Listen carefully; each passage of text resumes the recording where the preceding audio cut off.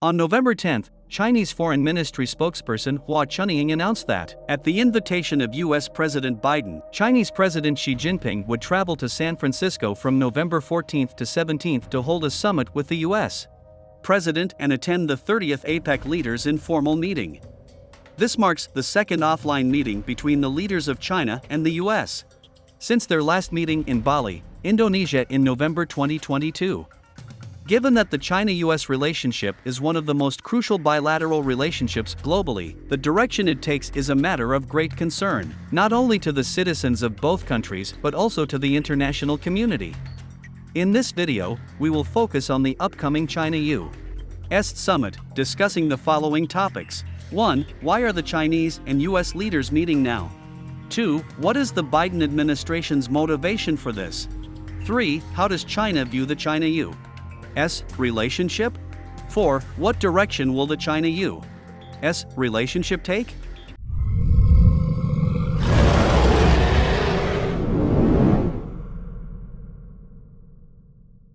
Firstly, why are the Chinese and U.S.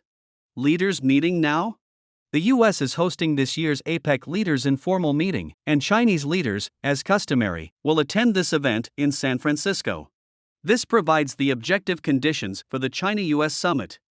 More importantly, holding the summit at this moment aligns with the mutual desire of both China and the U.S. and corresponds to the general expectations of the international community. From the U.S. perspective, during the 3 years since the Biden administration took office, there has been intense rivalry with China. Ultimately, the Biden administration realized that it's impossible for the U.S. to take down China. Furthermore, addressing various domestic and international challenges requires coordination and cooperation with China. At this juncture, many voices within the U.S. and its allies hope that the Biden administration takes practical measures to stabilize and improve China-U.S. relations. From China's perspective, over the past 5 or 6 years, there has been intense competition between China and the U.S., but it's crucial to understand that fighting with the U.S. has never been China's goal. Instead, through rational and advantageous struggles, China aims to make the U.S. realize that it cannot take down China. It compels the U.S. to return to the negotiation table, seriously considering the basic framework proposed by China for China-U.S. relations: mutual respect, peaceful coexistence, and win-win cooperation. Ultimately, effectively handling and addressing the most significant external risk factor for China in its journey toward becoming a stronger nation and achieving national rejuvenation is the goal. The decision to hold the China-U.S. summit in San Francisco is a direct outcome of China's positive efforts over the past 3 years in dealing with the Biden administration. Secondly, why is the Biden administration doing this? Over the past few months, the Biden administration has shown a strong willingness to engage with China and has sent several high-ranking officials to visit. This, to some extent, has laid the groundwork for the China-U.S. summit in San Francisco. Why is the Biden administration doing this? We believe there are several reasons. 1. Less than a year remains until the 2024 U.S. presidential election. The Biden administration needs to clearly convey to domestic voters that it has the capability to stabilize China-U.S. relations, manage disagreements, and secure tangible benefits for U.S. voters through dealings with China. Simultaneously, Biden is concerned that if China-U.S. relations go out of control in the last year of his term, it could increase uncertainties for his re-election. 2. Over the past 3 years, the Biden administration engaged in intense rivalry with China, gaining no advantage. Meanwhile, China adopted a differentiated and active strategy in dealing with various forces within the U.S. and U.S. allies. The result is a continuous emergence of voices within the U.S. demanding that the Biden administration stabilize China-U.S. relations. Many U.S. allies have made it clear that they do not wish to take sides in the China-U.S. rivalry. This pressure has made the Biden administration feel the need to stabilize China-U.S. relations from all sides. 3. In the 3 years since the Biden administration took office, the U.S. has faced a situation of domestic troubles and external difficulties. Whether it's the high national debt, the constant threat of a government shutdown, or the crises in Ukraine and the Israel-Palestine conflict, the Biden administration has realized that it cannot play the game without maintaining good relations with China. It's essential to understand that the Biden administration seeking to stabilize China-U.S. relations is not for the sake of China's national interests but for its own electoral interests and the realization of what it perceives as U.S. national interests. Plus, thirdly, what attitude does China really hold towards China-U.S. relations? In the past 6 to 7 years, a profound transformation has taken place in China-U.S. relations, giving rise to two different perspectives within China. One perspective holds that China must foster good relations with the United States, otherwise, China's development will be significantly impacted. On the other hand, another viewpoint asserts that the U.S. lacks political integrity, employing a double standard in its dealings with China. According to this view, China has no need to engage in the game the U.S. is playing, and the key is for China to diligently focus on its own affairs. Through resolute struggle, China can achieve the great rejuvenation of the Chinese nation at an early date. It should be noted that both of these perspectives have their merits, but they also have their shortcomings.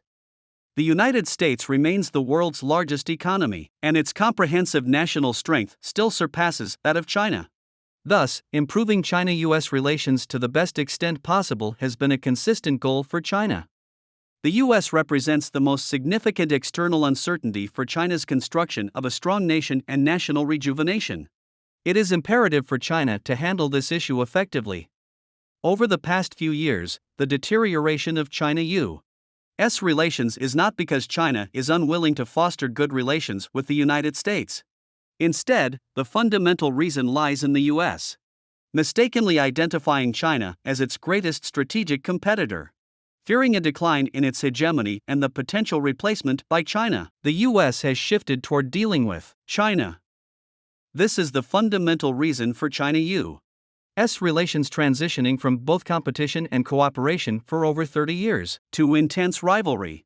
In this situation, China can only respond to the challenge and can only struggle for survival, struggle for development, and struggle for unity. Since the initiation of the trade war against China by the Trump administration in 2018, today, 5 years later, the China-U.S. rivalry has essentially shifted from the U.S. strategic offensive phase to the stalemate phase between China and the U.S. Fourthly, from Bali to San Francisco, what direction will China-U.S. relations take?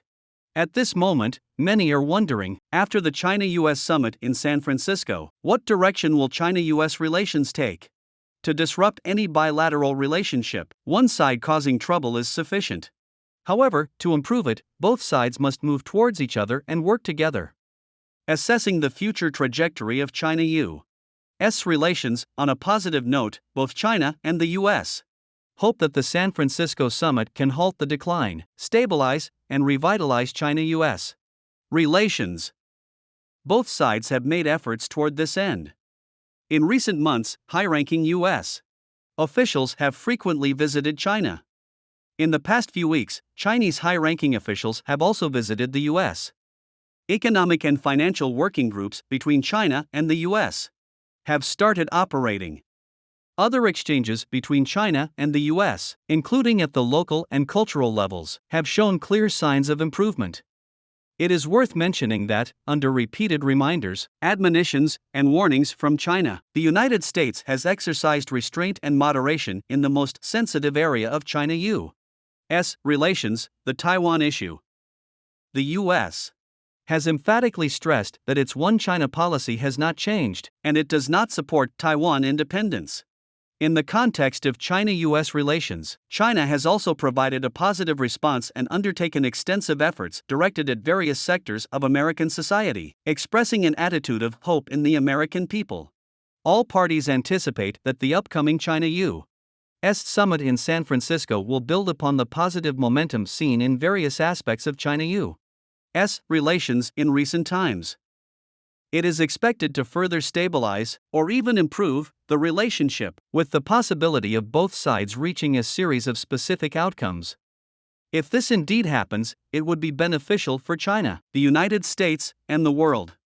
However, whether China-U.S. relations will develop positively in the future depends crucially on whether the Biden administration can live up to its commitment of being credible and resolute in its actions. From the China-U.S. summit held in Bali in November 2022 to the meeting between Chinese President Xi Jinping and U.S. Secretary of State Blinken in Beijing in June 2023, China has repeatedly stated that both countries should, with a sense of responsibility to history, the people, and the world, manage China-U.S. relations well and contribute to global peace and development. This includes injecting stability, certainty, and constructiveness into the turbulent world. The U.S. has also repeatedly promised not to seek a new Cold War, not to seek a change in the Chinese system, not to oppose China by strengthening alliances, not to support Taiwan independence, and not to seek conflict with China. The U.S. has expressed a desire for high-level exchanges and responsible management of differences, seeking dialogue, communication, and cooperation with China. The key moving forward is to observe the actions of the Biden administration. Possible policies the Biden administration can adopt include, but are not limited to, refraining from touching China's red lines on the Taiwan issue, lifting illegal tariffs imposed on Chinese imports to the U.S., removing illegal restrictions on China's high-tech industry, ceasing to create disturbances in China's vicinity and restraining the irrational impulses of countries like Japan and the Philippines. If the Biden administration implements these policies, China will undoubtedly respond positively. If not, the benefits it can obtain from China will be severely limited. This is the end of this video. Thank you for watching. Please like, subscribe, and comment. We genuinely appreciate your support.